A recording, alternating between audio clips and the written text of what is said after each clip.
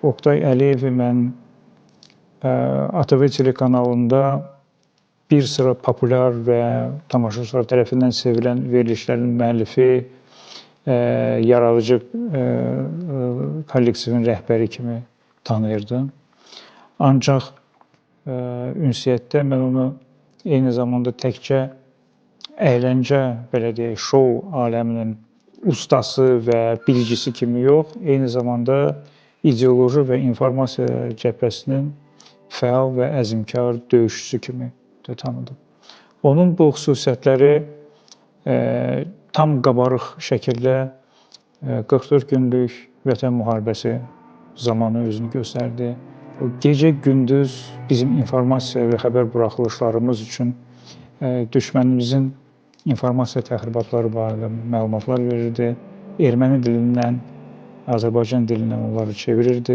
Mahiyyətini bizə xəbər verirdi ki, biz bunu istifadə edək öz reportajlarımızda və xəbərlərimizdə.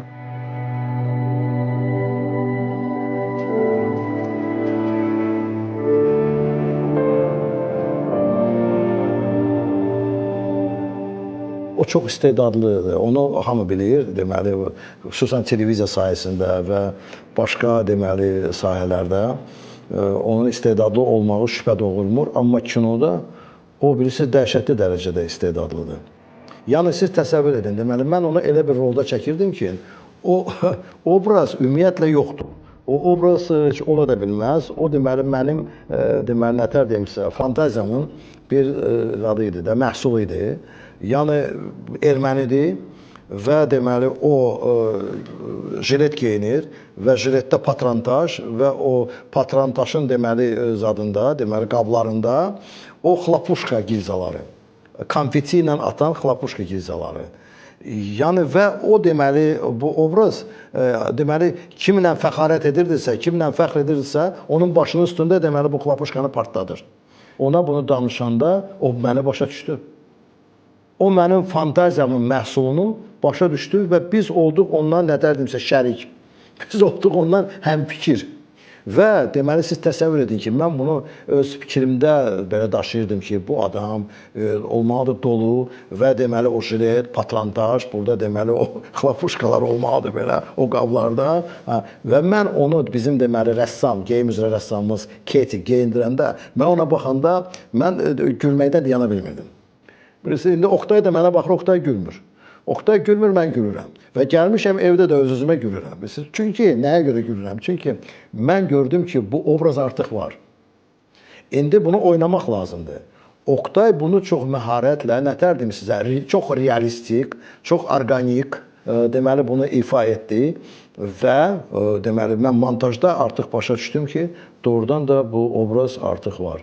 Obraz deməli nətər deyim sizə, çox inandırıcı alındı. Yəni Oktayın potensialını mən gördüm. Oktayın aktyor, kino potensialını mən gördüm.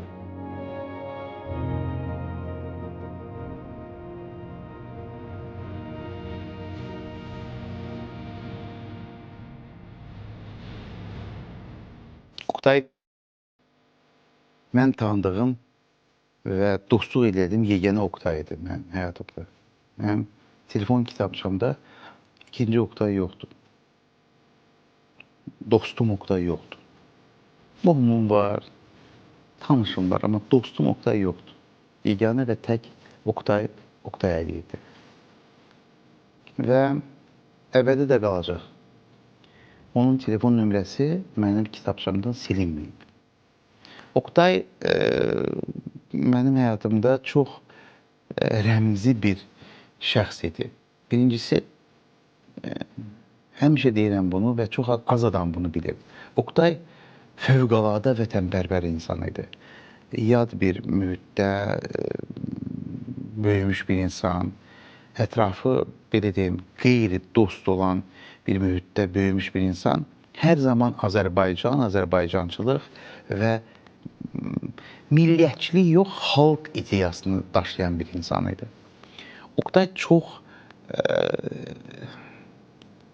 sülhpərvər insan idi, insansevər bir insan idi. Etiraf etməyi bacaran insan, yaradıcı insanlarda ümumiyyətlə etiraf etməyi, kiminsə istedadını qəbul etməyi çox nadir hallarda baş verir. Xüsusilə belə deyim də, əyalət düşüncəli olan insanlarda xüsusilə. Amma Oktay həmişə onu bacarırdı və mən az adamda bunu görmüşəm. Anar Məmmədxanov da görmüşəm bunu. Və bir neçə, belə deyim, böyük incəsənətdən və millətini sevən insanlardan, Oktaydan da bunu gördüm, duydum və çox sevindim.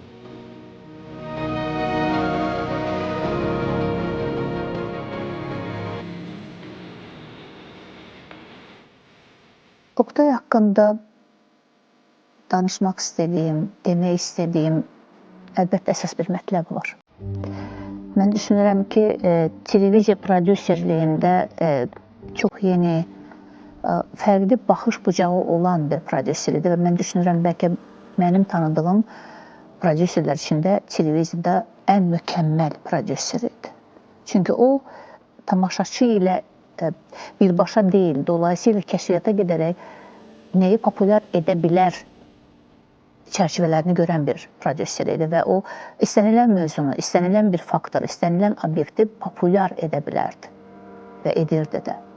Nəyə, niyə qol qoyurdu, onu bilirdi və məqsədi də ona aiddir. Yəni, məqsədli şəkildə bu və ya digər janrı populyar etməyəcək. Əlbəttə ki, kütləvi, daha çox kütlənin istədiyi, sevdiyi və görmək istədiyi şeyi kəşfiyyata çox rahat gedə bilirdi və onu populyarlaşdırırdı. Və televiziya prodüser üçün mən düşünürdüm ki, bir zaman gələcək o bu gücünü maarifçiliyə də yönəldəcək.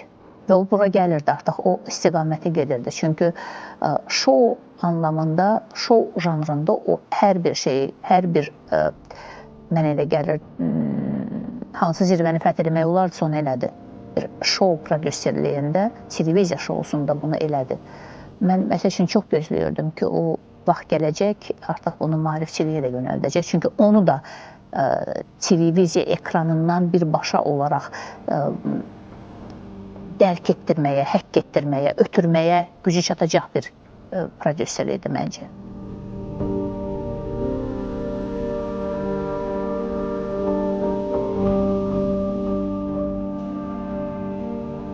Oktay müəllimlə tanışlığım təxminən 2017-ci illərdə təsadüf edirdi. 2017-ci ildə çox təsadüfən Oktay müəllimlə həyatda tanış oldum. Çünki Oktay müəllimi təbii ki, öncə qiyabi olaraq tanıyırdım, həm mətbuatdan, həm də mütəmadi çıxışlarını izləyirdim. Və 2017-ci ildə biz eyni idman mərkəzində, idmanda tanış olduq və çox qısa zamanda da biz dostlaşdıq. Çox qısa zamanda dostlaşdıq və çox fərqli məsələləri müzakirə edirdik. Oktay müəllim mənim üçün yalnız bir dost deyildi, həm də bir vətənpərvər və vətənini sevən, dostluğa sadiq bir insan idi. Və hər zaman biz xüsusən də Azərbaycanla bağlı məsələlər, o cümlədən bəzi hallarda ictimai məsələləri müzakirə edirdik və mütəmadi olaraq Vətən müharibəsi dövründə mütəmadi biz demək olar ki, hər gün əyləşirdik, hər gün məlumatları bölüşürdük. Çünki Oktay müəllim çox vətənpərvər insan idi. Hər zaman çalışırdı ki, yeni məlumatları əldə etsin, əldə etdiyi məlumatları bölüşsün.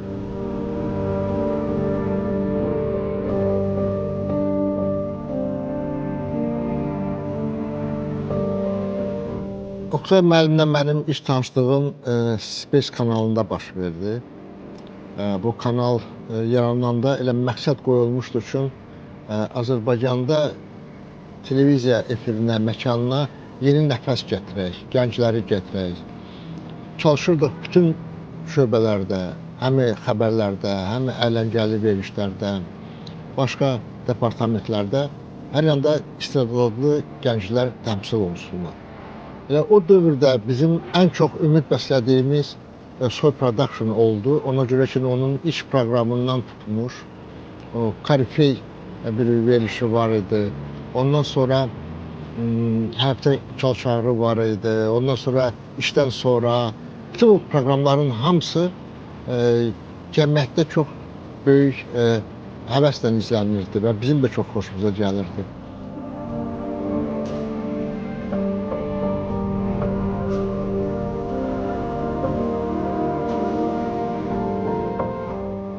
Siz bilmirəm, belə bir deyimə rast gəlmisinizmi? Yağışda gülən adam. Məsələn, Charles Chaplin bir sözü var. Deyir, mən göz yaşlarımı gizlətmək üçün yağışın altında gəzirdim. Mən bu sözü Oktaya niyə aid eləyirəm? Yəni, Oktaya birinci, o yağışda göz yaşlarını gizlətmək, o yağışda gülürdü. Yağışda gülməyi bacarmaq elə bir dəhşətli düşüncədir ki, elə bir dəhşətli şeydir ki, və o baxımdan onun da bir sözü vardı ki, yəni insan bir gün, hansı günü heç gülmürsə, onun ömründən saymamalıdır. Və Oktayın ən mənim yadımda qalan özəlliyi buydu. Və bir adam var ki, onu tanımaq üçün uzun illər hətta bir yerdə çalışırsan, uzun bir projədə, nə bilim, onu gerçəkləşdirmək üçün mübahisə edirsən, iş birliyində olursan, amma onu tanımırsan.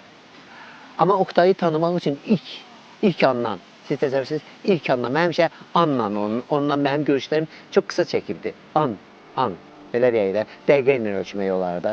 Bir anda elə bilsən, bu sənin 100 il əvvəlki tanışındır. 100 il əvvəl sən bunu tanıyırdın, bunun zəifliklərini də bilirsən, bunun üstün tərəflərini də bilirsən. Yəni, bizim cəmiyyət üçün o Oktay kimi adamlar, yəni, birdən görürsən də ətrafda qaraqabaq insanları görürsən, ətrafda arzusu olmayanları görürsən, nə üçün yaşayır, nədə çalışacaq, bunları sanki bilmirəm, amma Oktayda bunların çox belə, onu heç danışması lazım deyildi. Üzünə baxırdın və bilirdin nə istəyir.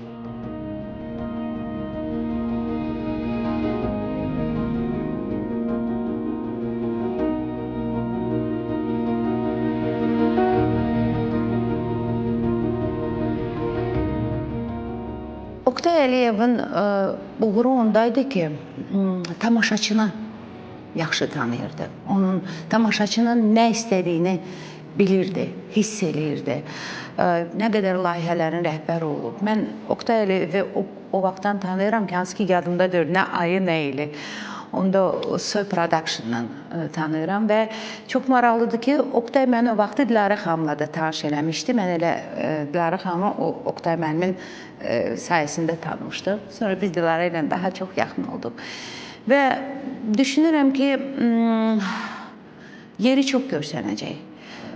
Mən müsiflər heyətində əyləşəndə, bir yerdə əyləşəndə o qədər məzəli idi, o qədər zaman, vaxt Oktay Əliyevlə elə keçirdi ki, hər zaman pozitiv. bir də bir şey mən görmüşdüm ki, Oqtay Əliyev güləndə balaca elə bir uşaq gülürdü.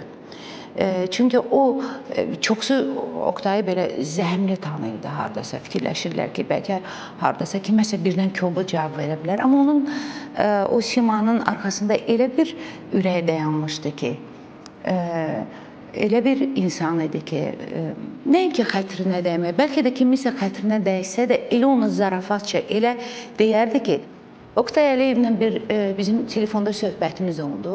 Məni çəkilişə çağırmışdı. Yaxşı bir çəkişdik. Bir-birimizi anlamadıq. Amma sonra elə bərkişdik biz o söhbətdən sonra. Mən artıq Oqtay Əliyevi yaxından tanıyandan sonra mən bildim ki, başqa ürəyə malik olan insandır. Heyf yeri görsənəcək hər zaman.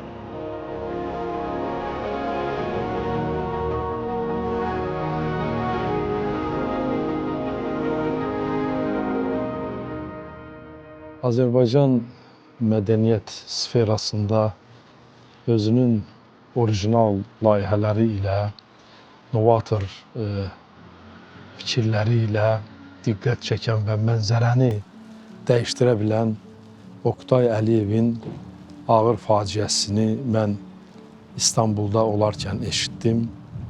Tam səmimi deyirəm, heç inanmadım və inanmaq istəmədim.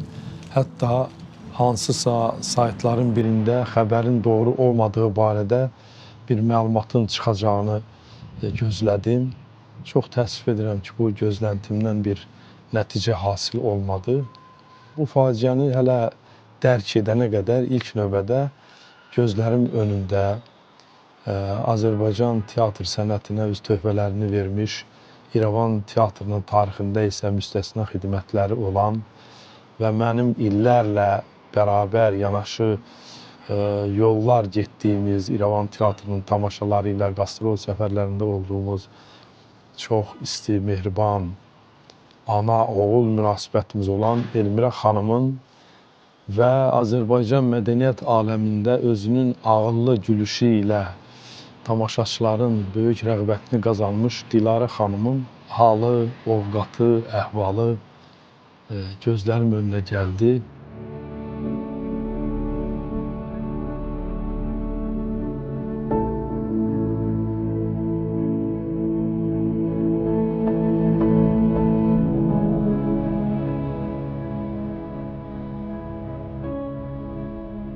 Qəribədir.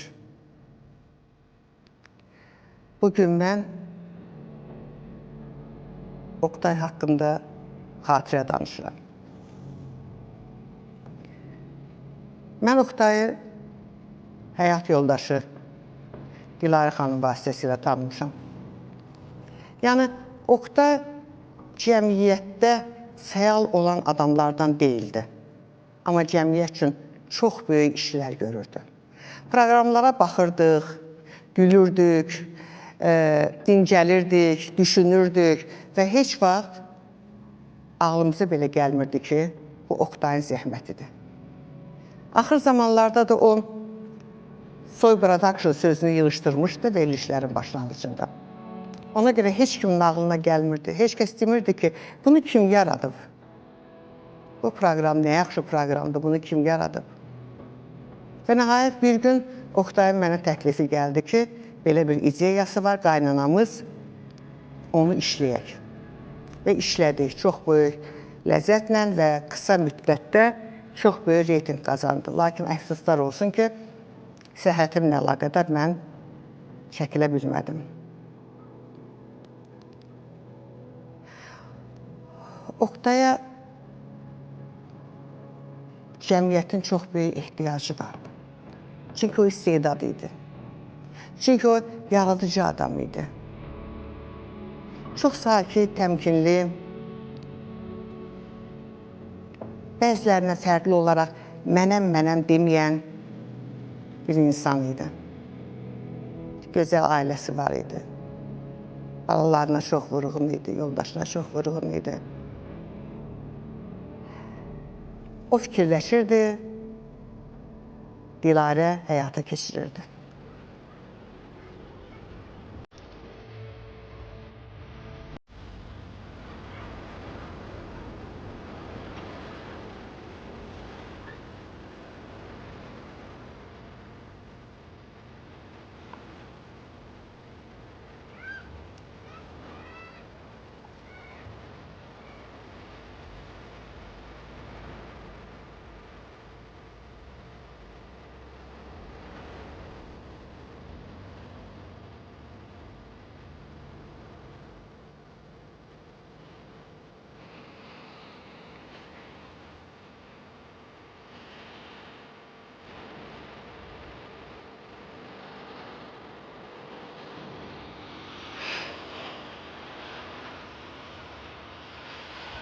adətən ad günü təbriklərində xoşbəxtlik arzusu duyulur.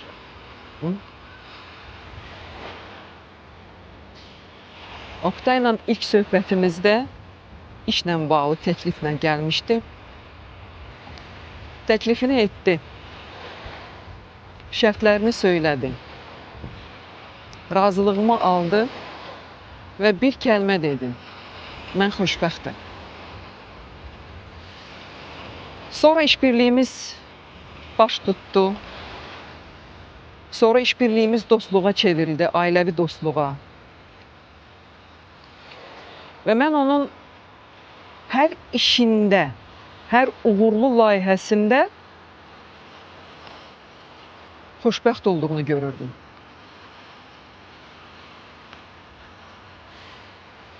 Mən onun valideynləri ilə ünsiyyətdə uşaq kimi xoşbəxt olduğunun şahidi olurdum. Mən onun Dilarə haqqında danışanda, Aytən haqqında, Banu haqqında danışanda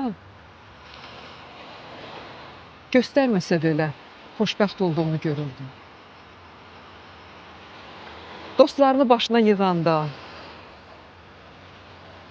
qohumlarını, tanış bilişləri, əqrabanı sürə başına toplayanda xoşbəxt olurdu. Oktay müəllimdən sonra Soy Production dəhlizinə girəndə divarlar adamın üstünə gəlir. Bu səssizlik adamı elə qəhərləndirir ki, elə istəyirsən sual verəsən ki, Oktay müəllim, belə səssiz getməyim olar. Hamının dərdinə çarə tapan ustad icazə vermədi ki, onu bu həyatda saxlamaq üçün nəsə baş sındıraq, nəsə fikirləşək, bir çarə tapaq. Əslində, bu missiyanı o özü həmişə öz üzərinə götürürdü. Bəlkə də bizi aciz buraxmaq istəmədi.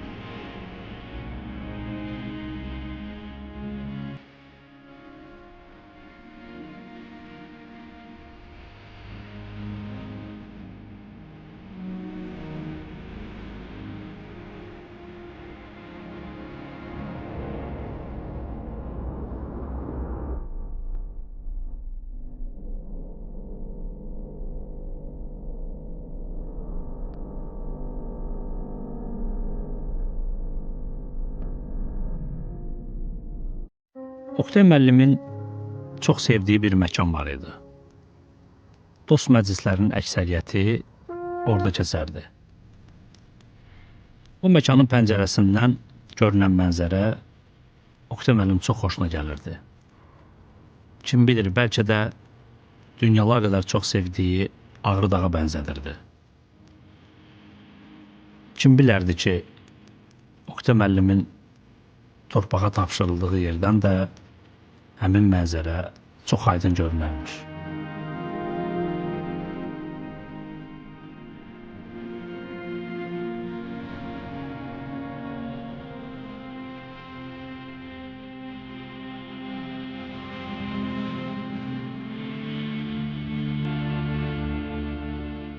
Onun bir xüsusiyyəti var idi. O Azərbaycanın ictimai həyatında nə baş verir, mütləq ona bir reaksiya verməli idi. Sanki açıq nerv idi. Elə məsələlər olmurdu ki, onun diqqətindən yansın. Yəni əsl ziyalı kimi, əsl vətəndaş kimi hər bir hadisə ilə bağlı mütləq zəng eləyərdi, fikrini bildirərdi. Bəzi hallarda mən onu çalışırdım, onu biraz təmkinlə nəyisə izah eləməyə. Görürdüm ki, yox, bu bir ziyalı kimi ürəyi yanır və çox açıq bir münasibətlərimiz var idi. Mənim üçün Oktay artıq bir brend idi. Televiziya məkanının bir brendi idi. Necə şimdi Dilara xanım da onun o rubrikasını pıça biz hamımız gözləyirdik ki, nə vaxt o rubrika başlayacaqsın ona baxaq. Tez-tez mənə zəng eləyərdi. Son bir 10 telefon danışımızın heç biri nə bizneslə, nə bu layihələrlə, projelərlə bağlı deyildi. Hamısı ictimai həyatımızda baş verən hadisələr idi. Sanki bir dənə hava da, külək hava da bu cəmiyyətə dəysə, Oktay mütləq bunu hiss eləyərdi və mütləq buna reaksiya verərdi.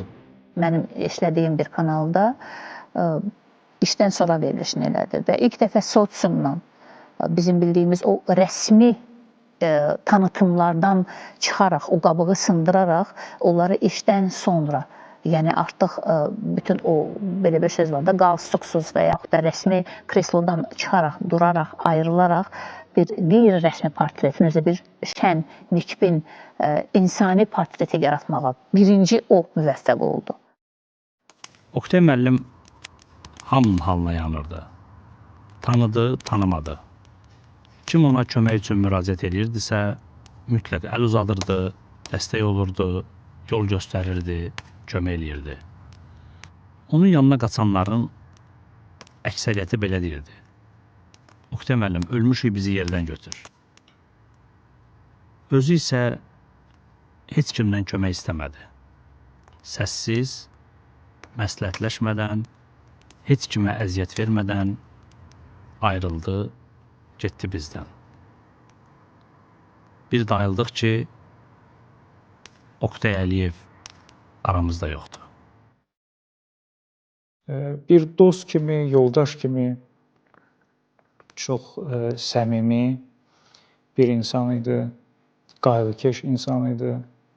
Bu telekanalı çox sevirdi, ATV telekanalını çox sevirdi, çox istəyirdi və özünü, həyatını və fəaliyyətini telekanalsız, bizim telekanalsız təsəvvürləyə bilmirdi. Oktay Əliyev çox savadlı bir insan idi. Öz peşəsini çox gözəl bilirdi. Eyni zamanda geniş xalq kütlələrini, yəni geniş tamaşaçı auditoriyasının maraqlarına çox yaxşı bələd idi. Yəni o anlayırdı hansı, hətta televiziyanın, mən deyəndə ki, televiziya bilicisi idi. Yəni televiziyanın setkası deyirəm, yəni televiziya yayımının hansı hissələrində, zaman hissələrində hansı auditoriyanın, o auditoriyanın kəsiminin kimlərdən ibarət olduğu, yəni yaş tərkibi, intellektual səviyyəsi və s. buna da bələd idi. Çox, mənim fikrimcə, mən belə düşünürəm ki, çox yaxşı psixoloq idi. Çünki insan psixologiyasını yaxşı bilirdi. Əks halda o böyük bir kollektivi həm idarə edib, yəni özünün layihələrində çalışan kollektivi idarə edib və onları bir-biri ilə yola gətirə bilməzdi və onlarla da yola gedə bilməzdi. Yəni müxtəlif ən ağır layihələrin uğurla həyata keçirməsində mən düşünürəm ki, o bir mükəmməl menecer kimi də özünü göstərmişdi. Yəni onun uğur bundaydı. Yəni o həm savadlı idi, həm öz üzərində daim işləyirdi, həm öz peşəsini sevirdi və həm də ki, bu peşəni təqdim edəcək auditoriyanı da çox yaxşı tanıyırdı. Mənim zənnimcə. Çox çevik beyinli bir insan idi. Müasirliyə doğru gedən bir insan idi. Özü müasir idi. Azərbaycan dilində təhsil almış, belə deyim də, müxtəlif mədəniyyətləri özündə cəmləşdirmiş bir insan, yaradıcı bir ailənin övladı, eyni zamanda həyatda çox ciddi və dəyərləri olan bir insan idi. O da nadir hallarda olur. İncəsənət adamları adətən bilirsiniz, belə deyim də, öz həyatını yaşayırlar. Oqtay isə yox. Oqtayın yaradıcılığı yerdə idi. Ailəsi, ailə dəyərləri, nə bilim, bir həyat dəyərləri öz yerində idi və ona görə bizə çox komfortlu idi münasibətlərimiz. Biz işi işdə qoyub evdə saxlayan insanlar idik hər ikimiz. Qərbi Azərbaycan icması rəsmən yaranandan sonra iş tədbirlərini keçirəndə artıq demək olar ki, Oqtay mənə 3-4 dəfə zəng eləmişdi bu proseslərlə bağlı. Biz Azərbaycanın qədim İrəvan şəhərindən bağlı, ora gecə tezi qayıdışımızla bağlı onunla çoxlu dərdləşirdik, çoxlu söhbət eləyirdik. Mən deyirəm, o cəmiyyətin elə bir üçün açıq nervi idi. Elə məsələ yox idi cəmiyyətdə diqqəti cəlb edən məsələ üçün Oqtay o vaxtda düşünməsin, o vaxtda öz fikri olmasın və onu öz yaxınlarıyla bölüşməsin. Mən belə insanlardan həmişə xoşum gəlirdi. Mən də özümü çox xoşbəxt adam sayırdım ki, Oqtay hər dəfə ürəyini boşaltmaq istəyəndə, reaksiya vermək istəyəndə, zəng elədiyi bir neçə nəfərdən biri də mən idim. Mən böyük məmnuniyyətlə onunla həmişə söhbətlər aparırdım, müzakirələr aparırdım. Yəqin o söhbətlərimizin bir çoxu yarımçıq qaldı. Məsələn, mən indi düşünürəm ki, əgər Oqtayı mən tapmasaydım, Oqtayı mən nətər deyimsə, bu obraza deməli gətirməsəydim və o razı olmasaydı, mən bu obrazın üstündən xətt çəkəcəkdim. Yəni bunu etməyəcəkdim. Mən başqa bir obraz edəcəkdim. Bunun yerinə də bir şey də istədiyim, Oqtay çox ağıllı adam idi.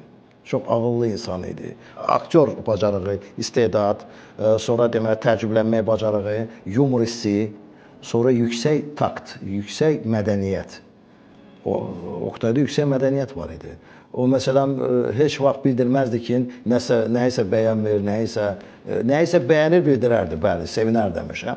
Amma ki, nəyisə bəyənmir, onu bildirməzdi ki, o insanın xətrinə dəyməsin. Onun televiziya verilişlərinə mən baxmışam. Bilirsiniz, onlar belə nətər demir, çox fərqlənir. Obrisi verilişlərdən çox fərqlənir. Yəni orada Oqtayın zövqü var.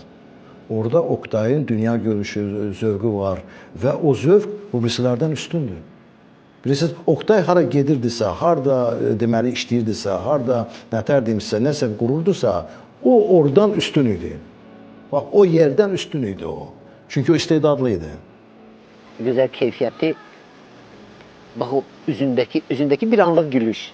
Bax, bir anlıq gülüş məni seyirləyirdi. O bir anlıq gülüş və fikirləşirdim ki, mən Oqtayı bugün görmüşəmsə, deməli, ömrümdə bugünü itirmədim. Çünki onu gördüm.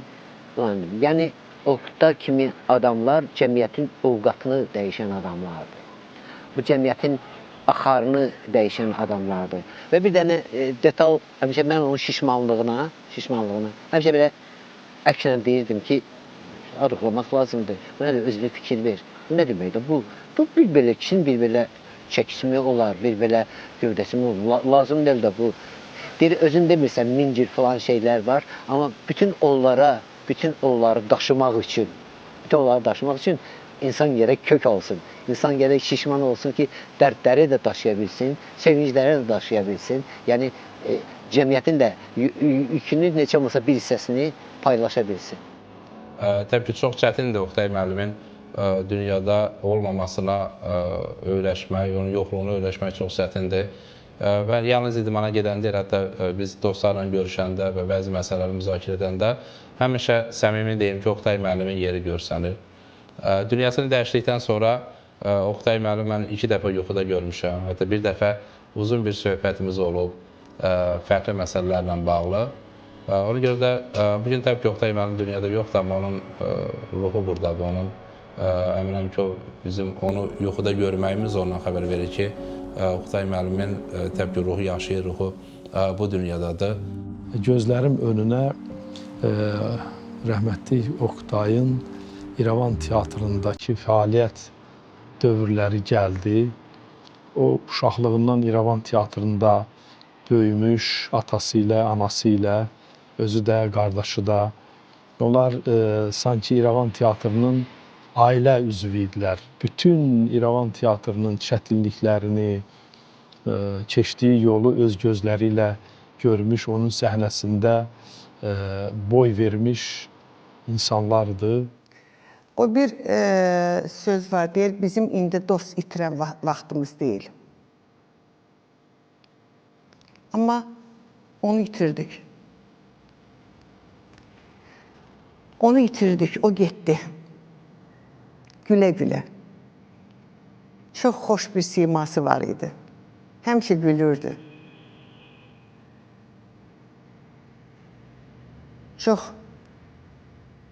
darıxırıq sənin üçün. Düzdür, biz 12 saat bir yerdə olan dostlardan olmamışıq. Sadəcə çox böyük hörmətlər qazanmışsan. Onların da biri mənəm. Mənim çox böyük hörmətimi qazandın. Mən sənə inanırdım.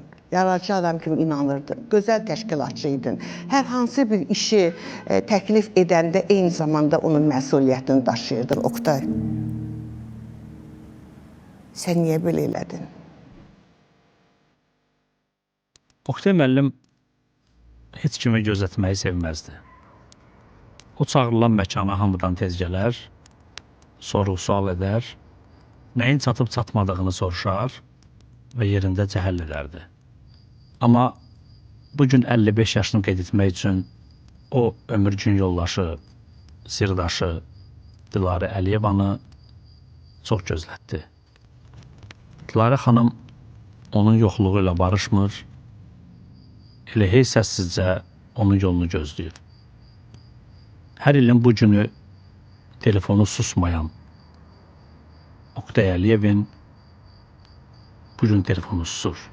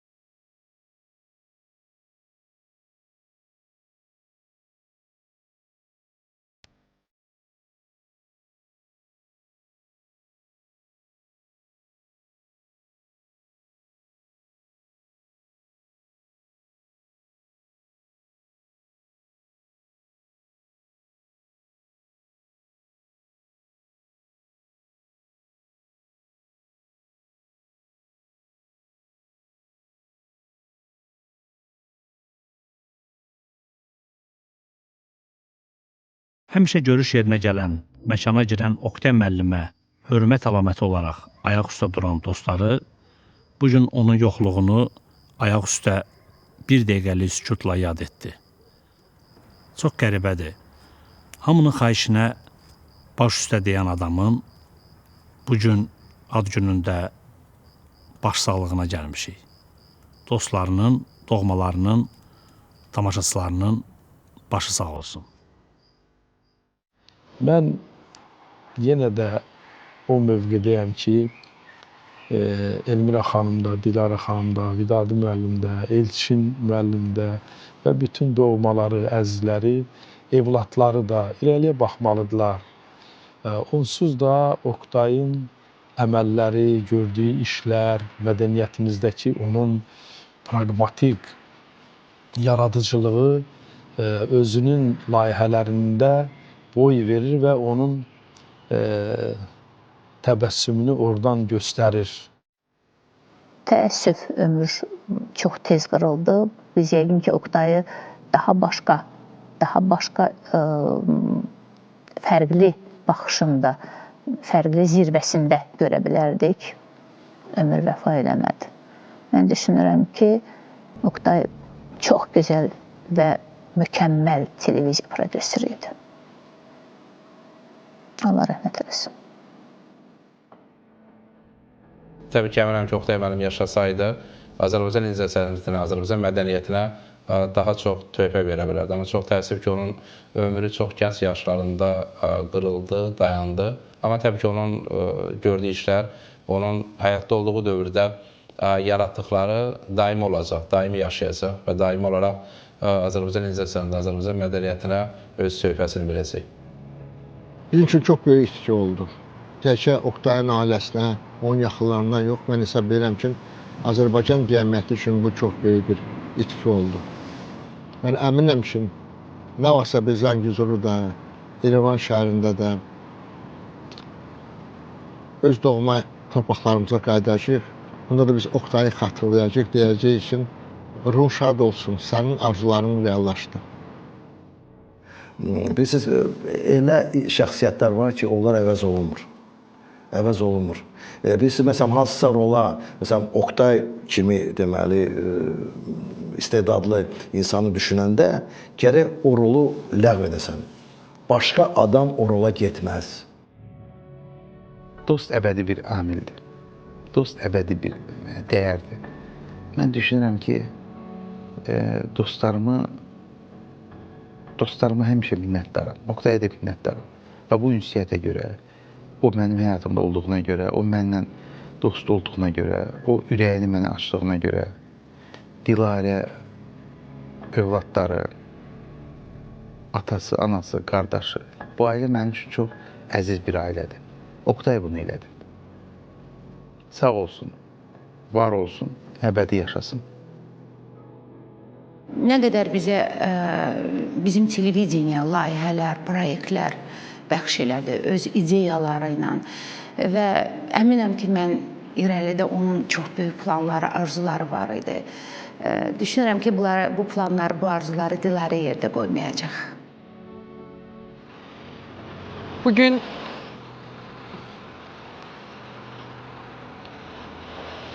adətən ad günü təbriki gülər üzlü, təbəssümlü olur. Amma yəqin çox qəribədir və ilk dəfədir ki, yaramız təzədir və təbəssüm edə bilmirik.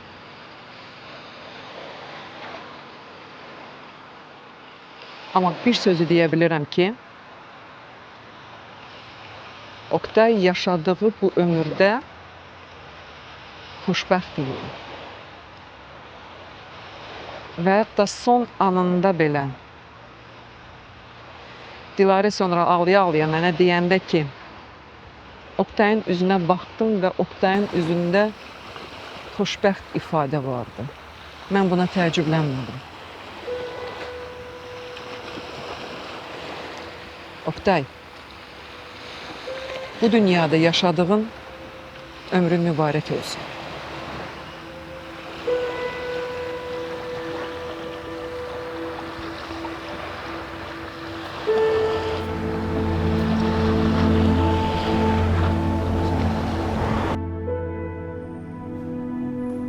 Mən ümidvaram ki, sənin ailən, sənin xanımın, Dilarə xanım pessimizmə qapılmayacaq. Sənin ideyalarını həyata keçirəcək, yaşadacaq. Sən hələ bir neçə nəsil yadlardan çıxmayacaqsan, inşallah.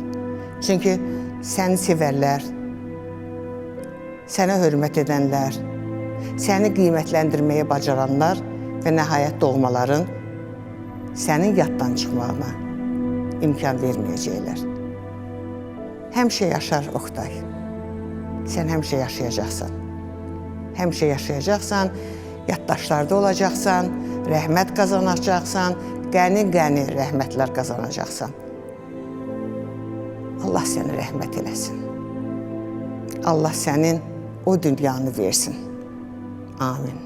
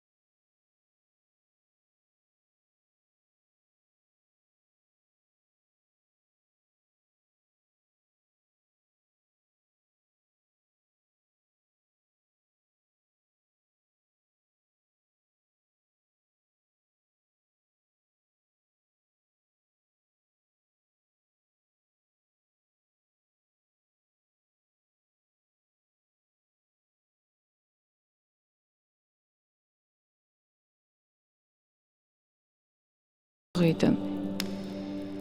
Heç vaxt sönməyən ocaq, tüstüsü olmayan ocaq.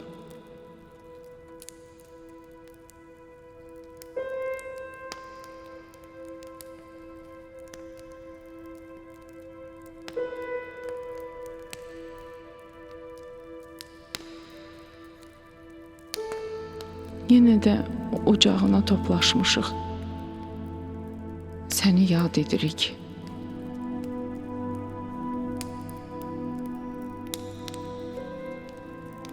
Ailənə, doğmalarına, əzizlərinə həmişə möhkəm olmağı tapşırırdın. Doğrudanmı? Bizi tərk etməyə hazırlaşırdın. Novruz bayramı günü yadından çıxıb fişəngi partlada bilməmişdin. Sabah günü çox narahat idin. Tez yığışın gedib fişəngi partladaq deyirdin. Yolda sənə dedim ki, Oktay, yuxuda fişəngi partlatmaq istədim. Amma orada da eləyə bilmədim. Güldün. Dedin ki, mənsiz partlatmaq istəyirdin. Bağışla Oktay. Fişəngi sənsiz partladacağam. Hazırlaş. Bu dəfə mizanımız belə olacaq. Mən yuxarı, sənsə aşağı baxacaq.